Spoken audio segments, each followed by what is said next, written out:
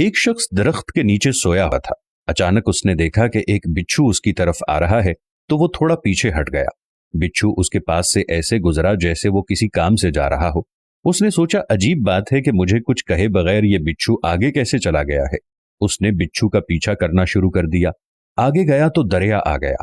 بچھو دریا کے کنارے آگے ایسے کھڑا ہو گیا جیسے وہ کسی کا انتظار کر رہا ہو۔ تھوڑی دیر بعد ایک پانی میں تیرتا ہوا پتا آیا اور اس کے پاس آ کر رک گیا۔ بچھو اس پر سوار ہوا اور پتا آگے چل پڑا۔ اس شخص نے چھلانگ لگائی اور بچھو کے پیچھے پیچھے تیرنے لگا۔ بچھو دریا کے دوسرے کنارے پر پہنچ گیا۔ جب بچھو دریا کے دوسرے کنارے پر پہنچا تو وہ شخص یہ دیکھ کر حیران رہ گیا کہ وہ پتا رکا، بچھو اتر گیا اور وہ شخص بھی کنارے پر آ گیا۔ بچھو چلتا ہوا دور ایک آدمی کے پاس پہنچا جو سویا ہوا تھا۔ اس کے قریب جا کر رک گیا۔ دوسری طرف سانپ آ رہا تھا۔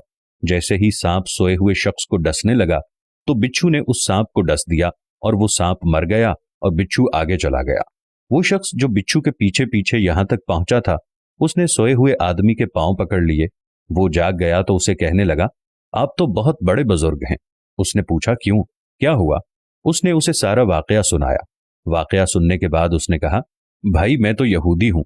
اس شخص نے یہودی کو چھوڑا اور سر سجدے میں رکھ لیا اور کہنے لگا، اے میرے مالک، تو ایک بندے کو بچانے کے لیے اتنا بڑا کارخانہ چلاتا ہے، میں دن رات خامخواہ پریشان ہوتا ہوں، تو میرے بارے میں اس سے بھی بہتر کر رہا ہوگا۔ اگر ہماری آنکھیں کھول دی جائیں کہ اللہ ہمارے ساتھ کیا معاملہ کر رہا ہے اور کہاں کہاں سے ہماری مدد کر رہا ہے تو ہم کبھی سر سجدے سے بھی نہ اٹھائیں۔ اے بندے، تو کیوں پریشان ہے؟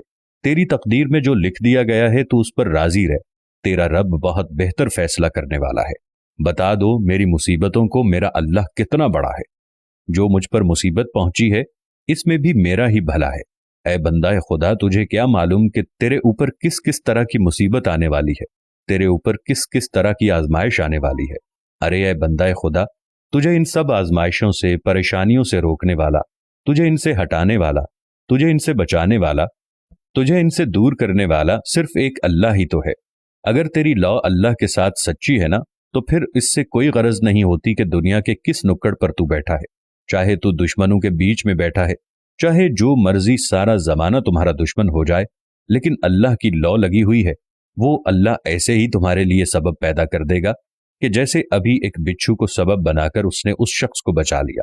میرا اس شخص سے کوئی سروکار نہیں کہ وہ سویا ہوا شخص یہودی تھا یا کچھ اور، لیکن اللہ کو اس کی کوئی نہ کوئی ادا تو پسند آئی ہوگی کہ اللہ نے اس کو لمبی زندگی دے دی، یا پھر آزمائش۔